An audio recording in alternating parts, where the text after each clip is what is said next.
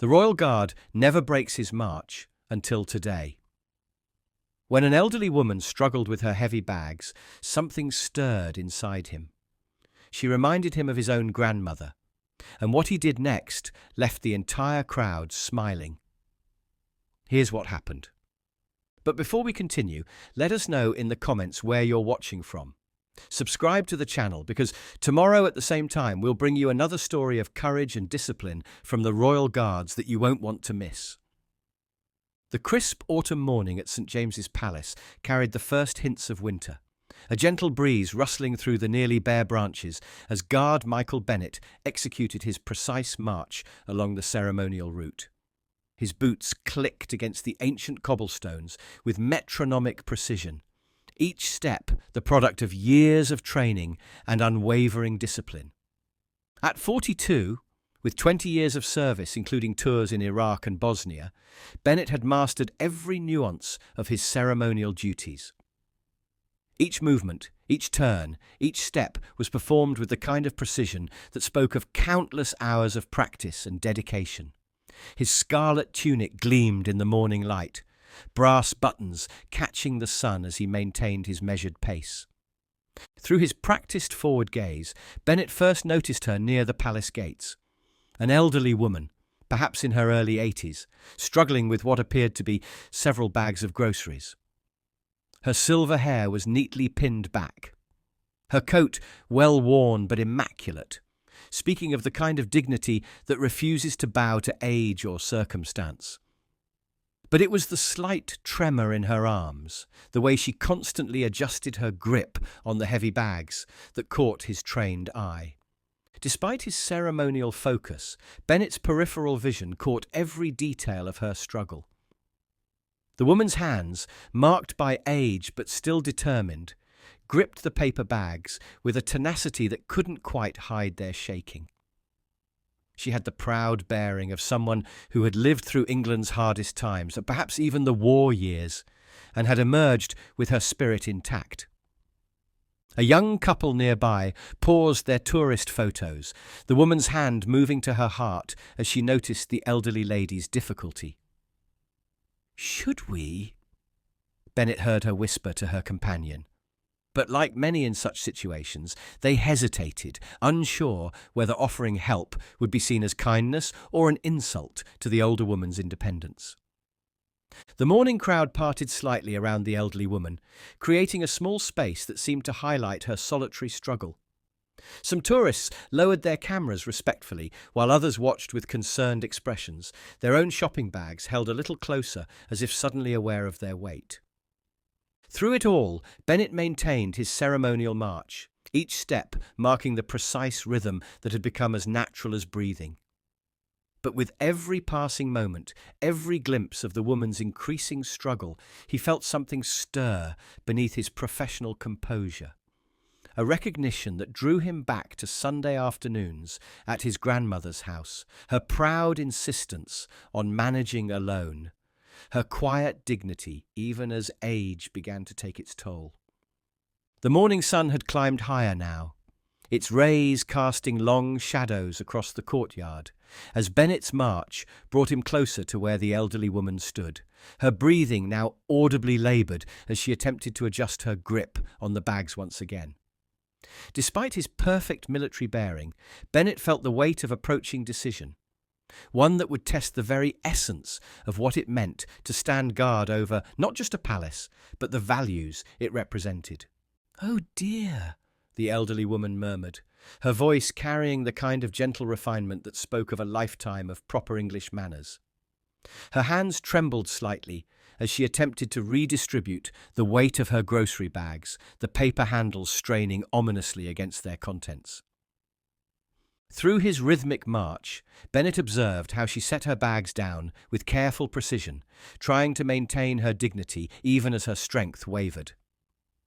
Her coat, a well-maintained garment that had clearly seen many winters, was buttoned precisely, her grey hair arranged with the kind of care that suggested she had never surrendered to the casual habits of modern times. A name tag from the local market was still visible on one of her bags. Mrs. Eleanor Thompson. She adjusted her scarf with one hand while reaching for her bags again, her movements speaking of a determination to manage on her own, despite the obvious difficulty. "Ma'am, would you like some help?" a teenage boy called out, his school uniform marking him as one of the many students who passed through the palace grounds each morning. But Mrs. Thompson merely smiled and shook her head. "Thank you, young man, but I can manage," she replied, her voice steady despite her visible strain. "Been doing my own shopping since before you were born, I expect." The pride in her voice was unmistakable, the same pride Bennett had heard in his own grandmother's voice countless times. The growing crowd of tourists watched with a mixture of concern and respect as Mrs. Thompson gathered her bags once again. Her fingers, marked by age but still elegant, gripped the straining paper handles with determined strength. Each movement was deliberate, calculated, speaking of a generation that had learned to cope with far greater challenges than heavy shopping. "It's getting a bit tricky with these new bags," she commented to no one in particular, her tone conversational despite her struggle. "In my day, they made them sturdier. Everything was built to last then." A few nearby tourists nodded in sympathy. Their own shopping bags held a little more consciously. Bennett's march had brought him closer now, and he could see the fine details of Mrs. Thompson's situation more clearly. The contents of her bags suggested she was shopping for more than just herself. Tins of soup, fresh vegetables, and what appeared to be several types of tea spoke of care for others beyond her own needs. An older gentleman in a veteran's beret watched with particular concern, his fingers worrying the edge of his cap. "Reminds me of my Alice," Bennett heard him mutter to his companion. "Proud as anything, wouldn't take help even when she needed it most." Mrs. Thompson had managed to take a few steps, but the weight of her bags was clearly taking its toll. Her breathing had become more laboured, though she maintained her dignified expression. The morning sun caught the simple gold band on her left hand as she adjusted her grip yet again. A wedding ring that had clearly never left her finger since it was first placed there decades ago. "The buses aren't running their usual route today," a local office worker commented to his colleague, watching Mrs. Thompson's progress. "Construction on the main road. She'll have quite a walk ahead of her." The information hung in the air, adding another layer of concern to the scene unfolding before the growing crowd. Through it all, Bennett maintained his ceremonial march, each step bringing him closer to Mrs. Thompson's position. But beneath his disciplined exterior, every glimpse of her struggle stirred memories of another proud woman who had shaped his life, his grandmother, who had raised him alone after his parents' accident, who had taught him that true strength often wore the quietest disguise. As Bennett's march drew him nearer to Mrs. Thompson's position, the morning wind picked up, sending a chill through the gathering crowd. The paper bags in her hands swayed precariously, their contents shifting with each gust. One of them had begun to tear at the corner, the strain of its contents proving too much for the deteriorating paper. Through his ceremonial focus, Bennett's mind flickered back to Sunday afternoons at his grandmother's modest flat in Leeds. He could still hear her voice, proud and unwavering. "I don't need help, Michael. A Morrison can manage." She had maintained that independence until the very end, even when managing meant taking an hour to do what used to take minutes. Mrs. Thompson's footsteps had grown more uncertain, each step a careful calculation against the weight of her burden. The cobblestones, slick from the morning's earlier drizzle, demanded extra caution from her sensible but worn shoes. A slight misstep caused her to wobble, drawing sharp intakes of breath from nearby onlookers. "Perhaps we should," a woman in a business suit began, taking a half step forward, but Mrs. Thompson's straight back and determined expression held her at bay. The elderly woman's dignity was a tangible force, keeping well-meaning interventions at a distance. Bennett's precise march had brought him parallel to Mrs. Thompson now.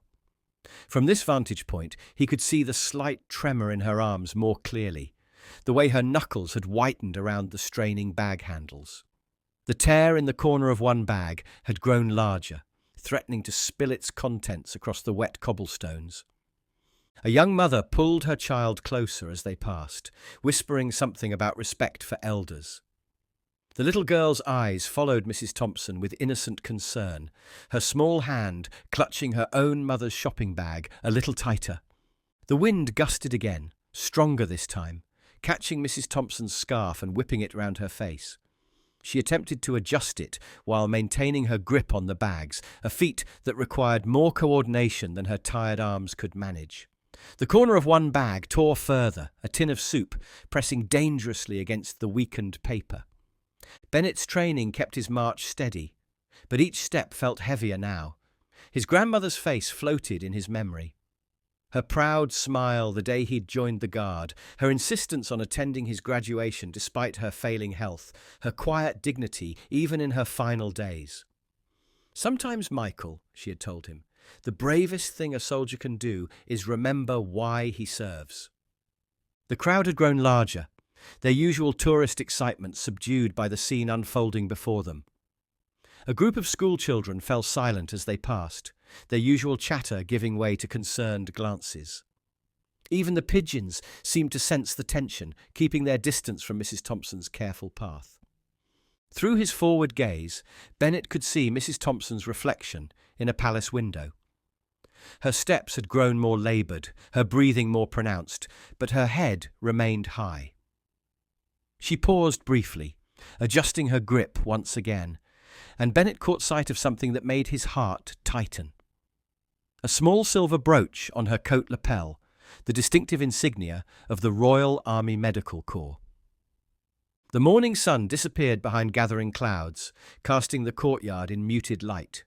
The temperature seemed to drop further, and Mrs. Thompson pulled her coat closer with one hand, temporarily throwing her balance off. She recovered quickly, but the moment of instability caused several onlookers to step forward involuntarily, then back again, respecting her clear desire to manage alone. Bennett's next turn would take him directly across Mrs. Thompson's path. His steps remained measured, precise, but beneath his ceremonial bearing, a battle was raging between duty and compassion, between protocol and humanity. The weight of 20 years of service pressed against him, each step bringing him closer to a decision that would test everything he had learned about what it truly meant to serve. And then it happened in an instant. Mrs. Thompson's foot caught on an uneven cobblestone, her balance already precarious from the heavy bags. The weakened paper finally gave way, the corner of the bag tearing completely. Time seemed to slow as tins and packages began to slip from their confines, threatening to scatter across the wet courtyard. Guard Bennett had exactly 1.2 seconds to make his decision. 20 years of training screamed at him to maintain his march. The weight of centuries of tradition pressed down on his shoulders like a physical force. But in that fraction of a second, another voice spoke louder, his grandmother's voice, reminding him that true service went beyond mere ceremony. Bennett broke his march. The movement was precisely executed, each step as measured as his ceremonial routine, but now directed with purpose toward Mrs. Thompson. His white-gloved hands reached out just as the grocery bag completely gave way, catching both it and Mrs. Thompson's elbow in one fluid motion. His rifle, maintained with perfect ceremony throughout his service, was shifted to his shoulder with drill-perfect precision to free his hands. A collective gasp rose from the crowd, followed by absolute silence. Even the ever-present London traffic seemed muted, as if the city itself held its breath to witness this breach of protocol. "Oh!" Mrs. Thompson exclaimed softly, her dignity intact even in surprise. "Thank you, young man."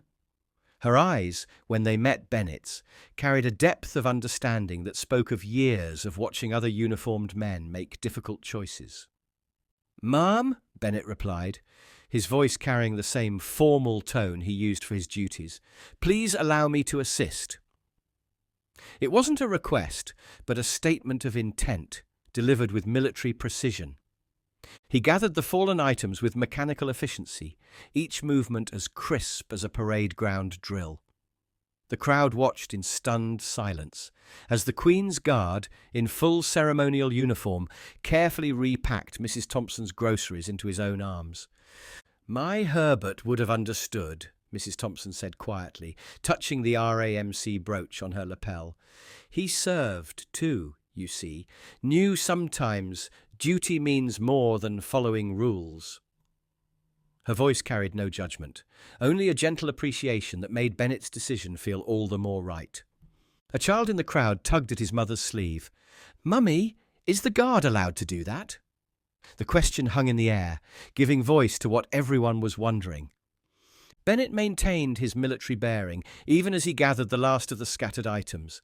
His bearskin cap remained perfectly straight, his posture parade ground perfect, as if this assistance was simply another part of his ceremonial duties.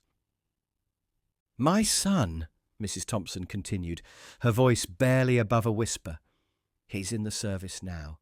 Afghanistan. I try not to be a burden, you see, try to manage on my own." Her words carried the weight of countless solitary days, of pride mingled with loneliness. Bennett's response was to shift the groceries to one arm with parade ground precision, offering his other arm to Mrs. Thompson, with the same formal courtesy he would show to visiting dignitaries. "Allow me to escort you, ma'am. These cobblestones can be treacherous."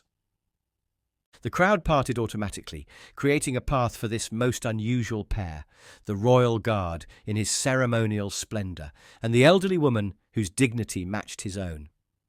Bennett's steps, though no longer following his prescribed march, maintained their military precision. "You remind me of Herbert," Mrs. Thompson said as they walked, her hand resting lightly on his offered arm. "He always said the highest duty was to one's fellow human beings, queen and country, yes, but people first." She patted his arm gently. "He would have approved of your choice, young man?" Bennett's face remained ceremonially impassive, but his "yes, ma'am" carried a warmth that transcended protocol. Each step they took together seemed to challenge the notion that duty and compassion must always stand apart. "Herbert and I met during the war," Mrs. Thompson shared as they walked, her voice carrying the warmth of cherished memories. "He was a medic with the Royal Army Medical Corps, and I was a nurse at the London hospital. Such difficult times, but we found each other in the midst of it all. The hospital was always busy, especially during the Blitz. One night, after a particularly heavy bombing, they brought in so many patients we could barely keep count." Bennett listened with measured attention, his steps remaining precise, even as they moved at a pace comfortable for his elderly companion. The groceries in his arm were arranged with military orderliness, each item balanced with the same care he gave to his ceremonial duties. "Herbert had been working for 36 hours straight," she continued, lost in the memory. "I was trying to help a young mother who'd been pulled from the rubble with her baby. Herbert saw me struggling with bandages. My hands were shaking from exhaustion. Without a word, he stepped in to help, even though he was meant to be on his break. That was Herbert, you see, always putting others first." Her fingers traced the RAMC brooch as she spoke, her eyes distant with remembrance. "We were married 3 months later. Everyone said we were rushing, that wartime romances never lasted. But when you find someone who shares your understanding of what truly matters," she paused, gathering her thoughts, "well, we had 47 wonderful years together." "He never left anyone behind, my Herbert," she continued, her fingers unconsciously touching the brooch again. "Said it didn't matter if it was officially his duty or not. If someone needed help, you helped. Simple as that. Even after the war, working as a country doctor, he'd drive miles in the worst weather just to check on an elderly patient or a sick child. Said it wasn't about what was required, but what was right." Her words carried no criticism of protocol, only the quiet wisdom of someone who had seen both its importance and its limits. Through his formal bearing, Bennett felt a deep resonance with her words. His own father, before the accident that took both parents, had served in the Royal Marines. "Sometimes, son," he had said. "The rule book tells you one thing, but your heart tells you another. The trick is knowing which to follow." "My son, James," Mrs. Thompson said, pausing briefly to catch her breath. "He writes from Afghanistan when he can. Such a good boy, always has been." "Last week's letter," she smiled, reaching into her coat pocket to touch what was clearly a well-read piece of paper. "He told me about this little Afghan girl who reminds him of his sister. Poor thing had never seen a doctor before he arrived at their village. Now she wants to be a medic herself." Her voice softened with maternal pride. "Says the local children remind him of why they're there, not just for Queen and country, but for something more fundamental. He set up a small medical clinic in his free time, just like his father would have done." She paused, adjusting her scarf against the morning chill. "Of course, I worry. Every mother does. But when he writes about helping those children, about making a real difference, well, that's what makes it bearable. Last month he sent me a drawing the village children made for him. Called him their guardian angel in a uniform." Her voice carried that unique mixture of pride and concern that only a soldier's mother could truly understand, just like his father, always finding ways to do more than duty requires. A young couple passed them, the man in military dress blues, likely on leave. They snapped to attention, offering respectful salutes to both Bennett and Mrs. Thompson. Bennett returned the salute with perfect precision, never losing his grip on either the groceries or Mrs. Thompson's arm. "Herbert would have been proud," Mrs. Thompson remarked, watching the young couple move on. "He always said the true measure of a soldier wasn't in how well he followed orders, but in how he understood why they existed in the first place." She patted Bennett's arm again, her touch carrying decades of understanding. They passed a group of school children on a field trip, their usual chatter quieting as they watched the unusual sight. Their teacher, a former serviceman by his bearing, used the moment to speak quietly about duty and compassion, about how sometimes the greatest strength lay in knowing when to bend. "You know," Mrs. Thompson said, her voice taking on a confidential tone, "Herbert broke protocol once too. During the war, he was supposed to wait for the all clear before entering a bombed building, but he heard a child crying inside." She paused, the memory still clear after all these years. "He went in anyway, saved the little girl, got a reprimand for it, but said he'd do it again in a heartbeat." Bennett's "yes, ma'am" was quiet, but carried complete understanding. Through his ceremonial mask, he felt the weight of his own decision, knowing it aligned with something deeper than written regulations. They walked in companionable silence for a moment, their steps falling into a natural rhythm. The morning sun had fully emerged now, warming the ancient stones around them. Other tourists and locals passed by, many nodding respectfully at the sight of guard and elderly woman, moving in such dignified harmony. "It's not easy, is it?" Mrs. Thompson said finally, her voice gentle. "Balancing duty with conscience. Herbert struggled with it too, but he always said that the highest duty was to our common humanity." She smiled up at Bennett, her eyes bright with unshed tears. "Thank you for proving him right, young man." Bennett maintained his forward gaze, but his "you're welcome, ma'am" carried the weight of complete conviction. In Mrs. Thompson's words, in her quiet dignity, in her understanding of service and sacrifice, he found confirmation of his choice. They reached the edge of the palace grounds, where a black cab, as if summoned by fate itself, pulled up to the curb. Bennett's movements remained ceremonially precise as he helped Mrs. Thompson toward the waiting vehicle, his bearing never wavering despite the unorthodox situation. "Here we are, ma'am," he said, his voice maintaining its formal tone. With military efficiency, he opened the cab's door and carefully arranged her groceries on the seat. Each item was placed with the same precision he brought to his guard duties, ensuring nothing would shift during the journey. Mrs. Thompson paused before entering the cab, her hand still resting lightly on Bennett's arm. "You know," she said softly, "there are many ways to guard what's precious. Herbert understood that. I think you do too." She reached up and straightened her RAMC brooch, its silver surface catching the morning light. The cab driver, a grey-haired man who had clearly seen many London stories unfold, watched through his rearview mirror with quiet respect. He made no move to start the meter, understanding that some moments deserve to unfold at their own pace.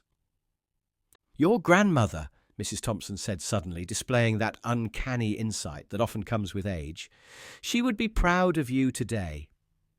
Her words struck home with remarkable accuracy, though Bennett's face remained ceremonially impassive.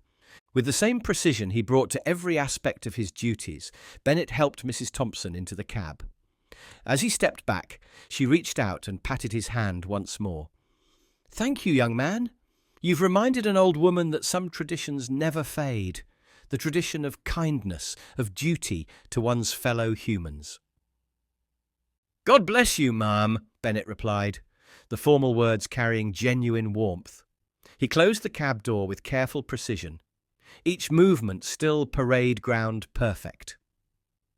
As the cab pulled away, Mrs. Thompson's profile was visible through the window, her bearing as dignified as any royal visitor Bennett had ever guarded. The RAMC brooch caught the sun one final time before the vehicle merged into London traffic, carrying its precious cargo toward home. Bennett executed a precise turn, his boots clicking against the cobblestones as he resumed his position. Each step was measured, each movement exact, as if he had never broken his march. Yet somehow his bearing seemed to carry an added dimension of dignity, as if his brief deviation had reinforced, rather than diminished, the true meaning of his guard duty. The gathered crowd, which had watched the entire scene unfold, began to disperse. Parents led their children away, many quietly explaining the deeper lesson they had just witnessed. Veterans in the crowd stood a little straighter, some offering subtle nods of approval as they passed.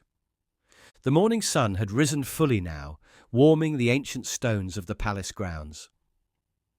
Bennett resumed his march, his shadow falling crisp and straight across the courtyard. His ceremonial duties continued, his presence as formal and precise as ever, but now serving as a living reminder that true guardianship sometimes required listening to the heart as well as the rule-book. His grandmother's voice echoed in his memory one final time. "Duty is duty, Michael, but kindness is sacred." Today, he had honoured both.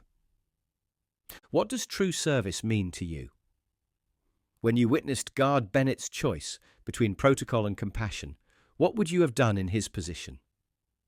Today's story reminds us that sometimes the greatest acts of service come not from blindly following rules, but from understanding their deeper purpose. Guard Bennett's decision to help Mrs. Thompson wasn't just about carrying groceries, it was about honouring the very values the Royal Guard stands to protect.